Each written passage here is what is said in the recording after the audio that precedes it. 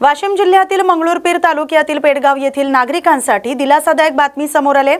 गेल्या 15 ते 20 वर्षांपासून रखडलेली पिण्याच्या पाण्याची समस्या अखेर मार्गी लागली। गावातील घराघरात नळाद्वारे शुद्ध पाणी पोहोचण्यास सुरुवात झाली। पेडगावच्या पाणी प्रश्नासाठी पत्रकार विश्वास कुटे यांनी शासन आणि संबंधित विभागाकडे सातत्याने पाठपुरावा केला। त्यांच्या प्रयत्नानंतर रखडलेली नळ पाणी पुरवठा योजना पूर्णत्वास आली। ग्रामस्थांना आता मोठा दिलासा मिळालाय। पाणी टंचाईमुळे होणारी महिलांची आणि नागरिकांची धावपळ आता थांबली आहे। गावात आनंदाचं वातावरण निर्माण झालंय। ग्रामस्थांनी या कामासाठी झालेल्या पाठपुराव्याचं कौतुक केलंय। शेतकरी कर्जमाफी, हक्काचा पीक विमा आणि शेतीमालाला हमीभाव मिळावा या मागण्यांसाठी शिवसेना ठाकरे गटाच्या वतीनं तेल्हारा इथं भव्य शेतकरी आक्रोश मोर्चा काढण्यात आला। या मोर्चात शेकडो शेतकरी आणि शिवसैनिक सहभागी झाले। टॉवर चौकातून निघालेल्या मोर्चात सरकारच्या धोरणाविरोधात घोषणाबाजी करण्यात आली। तुकाराम चौकात प्रतिकात्मक तिरडी काढून तसंच कर्जमाफी जीआरचे दहन करून शासनाचा निषेध नोंदवण्यात आला। त्यानंतर तहसील कार्यालयावर धडक देत विविध मागण्यांचं निवेदन तहसीलदारांना सादर करण्यात आलं। मागण्या मान्य न झाल्यास आंदोलन अधिक तीव्र करण्याचा इशारा देण्यात आलाय। शासनाने प्रतिबंधित केलेल्या पान मसाला आणि सुगंधित तंबाखूच्या अवैध वाहतुकीविरोधात तेल्हारा पोलीस आणि अन्न आणि औषध प्रशासनाने संयुक्त कारवाई करत मोठा साठा जप्त केलाय। या कारवाईत तब्बल 11,99,458 रुपयांचा मुद्देमाल हस्तगत करण्यात आलाय। गुप्त माहितीच्या आधारे माळेगाव नाका परिसरात सापळा रचून संशयित वाहनाची तपासणी करण्यात आली। यावेळी वाहनातून पान मसाला, सुगंधित तंबाखू आणि तंबाखूजन्य पदार्थांचे 97 बॉक्स आढळून आले। या प्रकरणी बुलढाणा जिल्ह्यातील देवीदास जयस्वाल याला ताब्यात घेऊन त्याच्या विरोधात अन्न सुरक्षा आणि मानक अधिनियमाअंतर्गत गुन्हा दाखल करण्यात आलाय। पोलिसांकडून पुढील तपास सुरू आहे। अकोट पंचायत समिती कार्यालयासमोर सामाजिक कार्यकर्ते पूर्णाजी खोडके यांच्या नेतृत्वाखाली एक दिवसीय धरणे आंदोलन सुरू करण्यात आले। घरकुल लाभार्थी, दिव्यांग बांधव, महिला, शेतकरी आणि नागरिक मोठ्या संख्येने आंदोलनात सहभागी झाले। घरकुलाचे प्रलंबित हप्ते, मोफत वाळू, घरकुल मजुरीची थकीत रक्कम, वंचित लाभार्थ्यांना मंजुरी यांसह विविध मागण्यांसाठी आंदोलनकर्त्यांनी प्रशासनाचं लक्ष वेधलं। अनेक लाभार्थ्यांची घरं हप्ते रखडल्यानं अर्धवट राहिल्याचा आरोप करण्यात आलाय। वाढीव 50,000 रुपये अनुदानाच्या निर्णयाबद्दल प्रशासनाचे आभार मानत उर्वरित मागण्या पूर्ण होईपर्यंत संघर्ष सुरू ठेवणार असल्याचं पूर्णाजी खोडके यांनी सांगितलंय।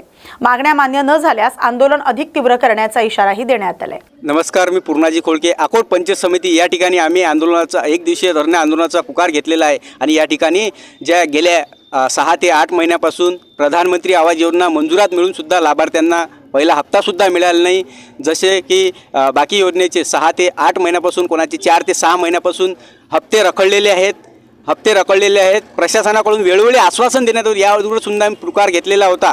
प्रशासनाकडून वेळोवेळी फक्त आश्वासन दिले जाते, जसे की घरकुलाचे प्रलंबित हप्ते, वाढीव 50,000 रुपयाची त्यांनी अंमलबजावणी त्याबद्दल त्यांचे आम्ही आभार मानतो। अंमलबजावणी थोडाफार केली त्यांनी, त्याबद्दल आभार मानतो। जसे की गावागावात पात्र लाभार्थी घरकुल मंजूर होऊन सुद्धा अद्यापही वंचित आहेत। त्यांना त्यांच्याकडे जागा उपलब्ध नाही, त्यामुळे वंचित आहेत। स्थानिक प्रशासन पैशाची मागणी करतो म्हणून त्यांना वंचित राहावे लागत आहे। प्रशासनाचा यांच्यावर संबंधित आहे त्याचा दबाव नाही। प्रशासनाने याची सुद्धा अंमलबजावणी करून त्या लाभार्थ्यांना जागा उपलब्ध करून द्यावी। दीनदयाल उपाध्याय योजनेतून इकलाची जागा उपलब्ध करून द्यावी। ज्या योजनेतून ज्याच्या शासनाच्या जीआरनुसार ज्याच्यामध्ये बसते त्या उपलब्ध करून देण्यात यावी। जसे की गावागावात पात्र लाभार्थी अद्यापही घरकुलापासून वंचित आहेत। गोरगरीब, दिव्यांग, शेतकरी, शेतमजूर, नागरिक हे अद्यापही घरकुलापासून वंचित आहेत। खरे लाभार्थी वंचित आहेत आणि मोठ्यांना लाभ दिला जात आहे। ज्यांचे 3-3 मजली घरं आहेत त्यांना लाभ दिला जात आहे, परंतु जे गरजू आहेत तेही आजही झोपडीत राहावे लागत आहे। त्यांची दयनीय अवस्था झालेली आहे। हे प्रशासनाला माहिती असताना सुद्धा त्यांना कुठलाही लाभ दिल्या जाऊन नाही राहिला। काही स्थानिक प्रशासनासुद्धा हे आहे याच्यात। आणि जे काही गावागावात आता मोफत शासनाचा जीआर आहे की घरकुल लाभार्थ्यांना वाळू उपलब्ध करून देणे, परंतु घरकुल लाभार्थ्यांना वाळू उपलब्ध करून दे अद्यापही फक्त शासन जीआरच काढतो। शासनाच्या जीआरची कुठलीही अंमलबजावणी होताना या ठिकाणी दिसत नाही। त्याची सुद्धा अंमलबजावणी करण्यात यावी। आणि पंचायत समिती प्रशासन म्हणतो की आम्ही तहसील प्रशासनाला यादी पाठवलेली आहे घरकुल लाभार्थीची। मग घरकुल वारंवार मागच्या वेळेसही त्यांनी सांगितले की आम्ही तहसीलला यादी पाठवलेली आहे। मग तहसील प्रशासन आणि सर्व प्रशासन हे प्रशासनच आहे, मग याची अंमलबजावणी का करत नाही? त्याची घरकुल लाभार्थ्यांना का समजा वाळू उपलब्ध करून देत नाही? आणि ज्या काही इतर मागण्या आहेत गावागावात घरकुलाच्या प्रलंबित प्रश्नासंदर्भात गावागावात विशेष शिबिरे घेण्यात यावी आणि जे प्रलंबित प्रश्न आहेत ते सोडवण्यात यावे अशा आणि इतर मागण्यांसाठी आज आम्ही धरणे आंदोलन या ठिकाणी पुकारलेलं आहे. रोहा अष्टमी नगर परिषदेनं केलेल्या पाणीपट्टी वाढी विरोधात शिवसेना ठाकरे गटानं आक्रमक भूमिका घेतली. शहर प्रमुख राजेश काफरे यांच्या नेतृत्वाखाली वाढीव पाणीपट्टी दर रद्द करण्याच्या मागणीसाठी आमरण उपोषण सुरू करण्यात आले. पाणीपुरवठा योजनेचा निधी इतर प्रकल्पाकडे वळवून त्याचा भार नागरिकांवर टाकण्यात आल्याचा आरोप शिवसेना पदाधिकाऱ्यांनी केलाय. वाढीव पाणीपट्टीमुळे सर्वसामान्य नागरिकांवर आर्थिक बोजा पडत असल्याची नाराजी व्यक्त करण्यात आली. दरम्यान शिवसेना रायगड जिल्हा संपर्क प्रमुख संजय मानाजी कदम यांनी उपोषण स्थळी भेट देत आंदोलनकर्त्यांशी चर्चा केली. मागणी मान्य होईपर्यंत आंदोलन सुरू ठेवण्याचा निर्धार यावेळी व्यक्त करण्यात आला. रायगड जिल्ह्यामध्ये सर्वात जास्त ही रोहा नगरपालिका जी आहे, नगर परिषद ही क कॅटेगरीमध्ये येते आणि क कॅटेगरीमध्ये येऊन देखील 2,800 रुपये हे त्यांनी दर लावलेले आहेत. हे संपूर्ण रायगड जिल्ह्यामध्ये कुठे नाही. वारंवार नगर परिषदेबरोबर पत्रव्यवहार करून देखील नगर परिषदेने कोणताही निर्णय अद्याप घेतलेला नाही. आणि मग रोहेकरांसाठी आमचे शहर प्रमुख काफरे यांनी या ठिकाणी आज सकाळी 11 वाजल्यापासून या आंदोलनाला सुरुवात केलेली आहे.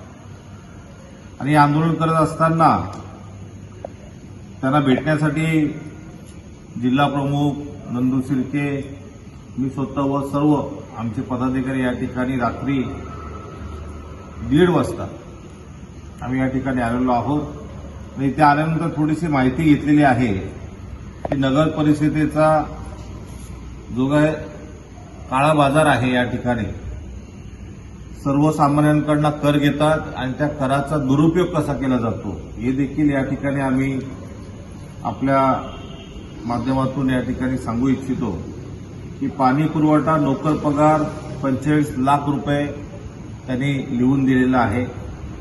त्याचबरोबर पाणी पुरवठा ठेकेदारी पद्धतीने चालवणे 78 लाख रुपये दिलेला आहे. पाणी पुरवठा ठेकेदारी पद्धतीने देखभाल दुरुस्ती 20 लाख रुपये दिलेले आहे. आणि रोहा फिल्टर प्लांट क्लोरिनेशन देखभाल व दुरुस्ती याच्यासाठी 5 लाख रुपये. म्हणजे हे जे काय त्यांनी खर्च याच्यामध्ये दिलेला आहे, हे जे आकडे आहेत या आकड्यावरून स्पष्ट असं निदर्शनास येते की ह्या नगर परिषदेमध्ये पैशाची अफरातफर केली जाते.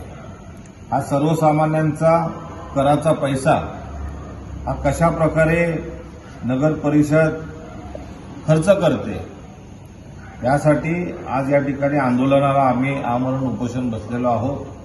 नक्कीच हा विषय उद्या आम्ही विधान भवनापर्यंत घेऊन जाण्याचा प्रयत्न आम्ही करणार आहोत. आणि हे सर्व रोहेकरांना या आंदोलनामध्ये सहभागी होण्याकरिता मी आपल्या माध्यमातून विनंती करतो की हा ज्वलंत विषय आहे. निवडणुका ज्या वेळेला होतात त्या निवडणुकांमध्ये पैशाची उधळपट्टी होते आणि मग निवडणुका संपल्यानंतर ती झालेली उधळपट्टी कुठेतरी अशा पद्धतीने जमा केली जाते हे या ठिकाणी आपल्या माध्यमातून सांगू इच्छितो. सर्व पुन्हा एकदा रोहेकरांना विनंती करतो की ह्या चांगल्या विषयामध्ये आपण देखील सहभागी व्हा. आमचे शहर प्रमुख राजेश काफरे हे सर्व सामान्य रोहेकरांसाठी या ठिकाणी आमरण उपोषणाला बसलेले आहेत. या आमरण उपोषणामध्ये आपण मोठ्या संख्येने या ठिकाणी उपस्थित राहा. महाड तालुक्यातील लाडवली गावाच्या हद्दीत 44 वर्षीय इसमाचा कुजलेल्या अवस्थेतील मृतदेह आढळून आल्यानं परिसरात खळबळ उडाले. स्थानिक नागरिकांनी माहिती दिल्यानंतर पोलिसांनी घटनास्थळी धाव घेत मृतदेहाची ओळख पटवली. मृत व्यक्तीची ओळख सतीश जाधव अशी झाली. ते 16 जून पासून बेपत्ता झाले होते. कुटुंबियांनी महाड शहर पोलीस ठाण्यात मिसिंग तक्रार दाखल केली होती. लाडवली परिसरात मृतदेह सापडल्यानंतर पोलिसांनी पंचनामा करून मृतदेह शवविच्छेदनासाठी महाड ग्रामीण रुग्णालयात पाठवलाय.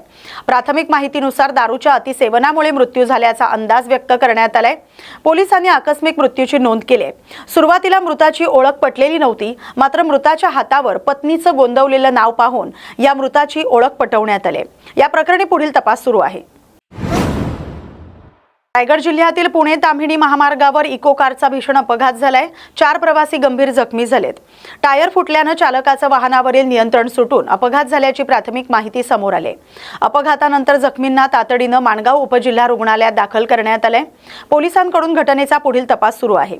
पावसाळ्यात रस्ते निसरडे होत असल्यानं वाहन चालकांनी वेगावर नियंत्रण ठेवून सुरक्षित वाहन चालवावं असं आवाहन करण्यात आलंय।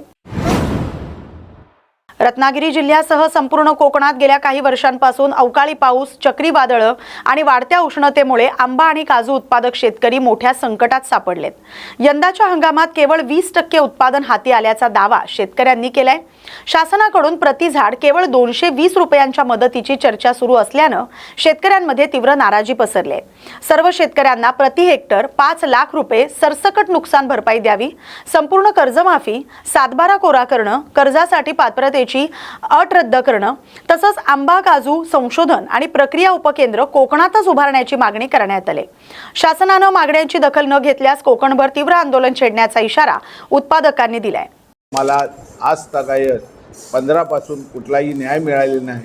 सरकारने इलेक्शनच्या अगोदर जे फडणवीस साहेबांनी 7/12 कोरा करतो म्हणून आश्वासन दिलेलं आहे ती अंमलबजावणी आज तगायत झालेली नाही आणि 2025-26 जे काय उत्पादन होतं ते शासनाचा असा निकष 80 ते 90% कमी आहे। जर 80 ते 90% कमी आहे तर जे काय आंबा किंवा काजू, आंबा साधारण शासनच म्हणतं हेक्टरी 5 लाख रुपये उत्पन्न मिळतं, काजूचं 3 लाख मिळतं। जर 3 लाख मिळत असेल तर 80% किंवा 90% नुकसान भरपाई झालेली असेल, मग त्या हिशोबाने त्याचं जे आम्हाला किती नुकसान भरपाई मिळायला पाहिजे ती आमची शेतकऱ्यांची थट्टा म्हणून हेक्टरी 22,000 म्हणजे प्रत्येक कलमाला 220 रुपये असं जाहीर केलेलं आहे। अजून त्याचं कुठेही अंमलबजावणी काय झालेलं नाही। विम्याचा सुद्धा पैसे आंबा सीझन होऊन आता 3 महिने व्हायला आले तरी अजून कुठल्याही शेतकऱ्याच्या खात्यात पैसे नाही जमा झालेले नाही आणि जी काय आमच्या औषधाच्यावर लूट होते त्या औषधाच्या किमती भरमसाठ वाढलेल्या आहेत। त्याच्यावर GST 18%, 20%, 22%, 24% आहे। तर आमचं असं या निवेदनावर आम्ही मांडलेलं आहे की आमचे जे काय GST आपण घेतले आहेत ती शेतकऱ्यांना परत द्यावी आणि औषधाच्या किमतीवर सरकारचं तिथे लक्ष असावं आणि कंट्रोलिंग, कारण हे औषधं जे औषधं 6,000 7,000 किंमत ज्याच्यावर छापील आहे पण ती आम्हाला शेतकऱ्यांना त्याच्यावर रोखीने घेतली तर 1400-1500 1600 रुपयाला मिळतात आणि तीच उधारीत असली तर त्याच्यात 7,000 किंमत आहे, त्याची 10, 15, 20% डिस्काउंट देतात। ही आमची शेतकऱ्यांची लूट आहे आणि ह्याच्यातच आमचा शेतकरी मेटाकुटीला आलेला आहे आणि म्हणून आम्हाला सरकारकडे या वर्षाची नुकसान भरपाईसाठी आम्हाला 25/6/2026 रोजी आम्ही कलेक्टर कचेरीसमोर आम्ही 1 दिवसाचं हे आंदोलन करत म्हणजे आम्ही निदर्शन करतोय की सरकारने आता तरी लक्ष देऊन या शेतकऱ्यांना मदत करावी हीच आमची सगळ्या शेतकऱ्यांची विनंती आहे। शासनाच्या विविध योजनांमधील कथित अन्याय, रखडलेली सामाजिक पेन्शन, युद्ध कलावंतांचे प्रश्न आणि नागरी सुविधांच्या मागण्यांसाठी नांदेडमध्ये बहुजन टायगर सेना आणि ICS-YTF यांच्या संयुक्त विद्यमाने भव्य जवाब दो महामोर्चा काढण्यात आलाय। या मोर्चात जिल्हाभरातून मोठ्या संख्येने नागरिक सहभागी झाले होते। रेल्वे स्थानक परिसरातून निघालेला हा मोर्चा शहरातील प्रमुख मार्गांवरून जिल्हाधिकारी कार्यालयावर धडकला। घोषणाबाजी आणि मागण्यांचे फलक हातात घेऊन आंदोलनकर्त्यांनी प्रशासनाचं लक्ष वेधण्याचा प्रयत्न केला। यावेळी विविध मागण्यांचं निवेदन प्रशासनाला सादर करण्यात आले। नागरिकांच्या प्रलंबित प्रश्नांवर तातडीने कार्यवाही करावी, अन्यथा आंदोलन अधिक तीव्र करण्यात येईल असा इशारा आयोजकांनी दिलाय। निवेदन घेऊन जिल्हाधिकारी कार्यालयावर आम्ही मोर्चा काढला होता, हा जवाब दो मोर्चा। आणि यामध्ये प्रामुख्याने एक माहिती होती की काही दिवसापूर्वी जिल्हाधिकारी कार्यालयाच्या नियोजन भवनामध्ये ज्येष्ठ कलावंत आणि साहित्यिकांचा जे काही मानधनाचा जे काही डेमॉन्स्ट्रेशन घेण्यात आलं, तर ती बोगस लोकांची समिती नेमून, अशासकीय समिती नेमून त्यांनी त्या कलावंतावर अन्याय केला होता. ती समिती बरखास्त करण्यासाठी आम्ही प्रमुख मागणी होती. आज निवेदन दिल्या संबंधित जिल्हाधिकारी राहुल कर्डिले साहेबांनी ती समिती बरखास्त करण्याची, अशासकीय जी समिती आहे ती बरखास्त करण्याची आमची मागणी मंजूर करून जे काही 1100 लोक पात्र आहेत यांना सरसकट मानधन देण्यासाठी त्यांनी होकारात्मक उत्तर दिलेलं आहे. आणि विविध बेरोजगारांच्या मागण्या आहेत, शेतकऱ्यांच्या मागण्या आहेत, गायरानधारकांच्या मागण्या आहेत, समाज कल्याण विभागाअंतर्गत आलेल्या बऱ्याचशा मागण्या आहेत. अशा मागण्या घेऊन हा मोर्चा, विविध जाती धर्मातल्या लोकांचा हा मोर्चा मोठ्या संख्येने जिल्हाधिकारी कार्यालयावर आलेला आहे. समिती बरखास्त नाही झाली तर पुढची भूमिका काय असेल? आम्ही प्रेस नोटमध्ये सांगितले, भाषणामध्ये सांगितले की समिती बरखास्त करण्यासाठी त्यांनी होकार जर दिलेलाच आहे, येणाऱ्या 8 दिवसाचा आम्ही जिल्हाधिकाऱ्यांना अल्टिमेट दिलेला आहे. 8 दिवसामध्ये संबंधित जिल्हाधिकारी कार्यालयाने केलेल्या कार्यवाहीचा अहवाल सादर करावा, संबंधित विभाग प्रमुखांना आदेश द्यावेत, त्यांच्या अधिकार क्षेत्रातल्या मागण्या त्यांनी 8 दिवसामध्ये कार्यवाही पूर्ण करून आम्हाला सांगावेत आणि प्रशासनाकडच्या ज्या काही मागण्या असतील त्यांनी प्रशासनाकडे अहवाल पाठवून 8 दिवसामध्ये जिल्हाधिकारी कार्यालयामध्ये मोर्चेकरूच्या प्रतिनिधित्वाला घेऊन बैठक लावावी आणि केलेल्या कार्यवाहीचा अहवाल द्यावा. अन्यथा येणाऱ्या 1 महिन्याच्या आत आम्ही असा तीव्र आंदोलनाचा आम्ही इथे इशारा दिलेला आहे की धगधगती ज्योत पेटवून मशाल मोर्चा आम्ही ह्या जिल्हाधिकारी कार्यालयावर काढणार आहोत. ही मागणी कोणत्याही परिस्थितीमध्ये त्यांना मंजूर करावीच लागणार आहे. शेतकऱ्यांच्या विविध प्रश्नांकडे शासनाचं लक्ष वेधण्यासाठी नांदेडमध्ये काँग्रेस पक्षाच्या वतीनं प्रदेशाध्यक्ष हर्षवर्धन सपकाळ यांच्या नेतृत्वाखाली आसूड मोर्चा आयोजित करण्यात आला होता. हा मोर्चा जिल्हा काँग्रेस भवन येथून जिल्हाधिकारी कार्यालयावर काढण्यात आला. या मोर्चामध्ये शेतकऱ्यांच्या शेतीमालाला योग्य भाव मिळावा, पीक विमा आणि कर्जमाफीचा लाभ द्यावा, तसंच शासकीय योजनांचा लाभ प्रभावीपणे मिळावा अशा विविध मागण्या करण्यात आल्या. मोर्चाच्या माध्यमातून केंद्र आणि राज्य सरकारच्या धोरणांविरोधात आवाज उठवण्यात आला. या आंदोलनात शेतकरी आणि सर्वसामान्य नागरिक मोठ्या संख्येने सहभागी झाले होते. या बातमीसोबतच बातम्या गावाकडच्या मध्ये आता इथेच थांबतोय. अशाच महत्त्वाच्या बातम्यांसाठी पाहत राहा न्यूज मराठी 24/7. नवा भारत, नवा विचार.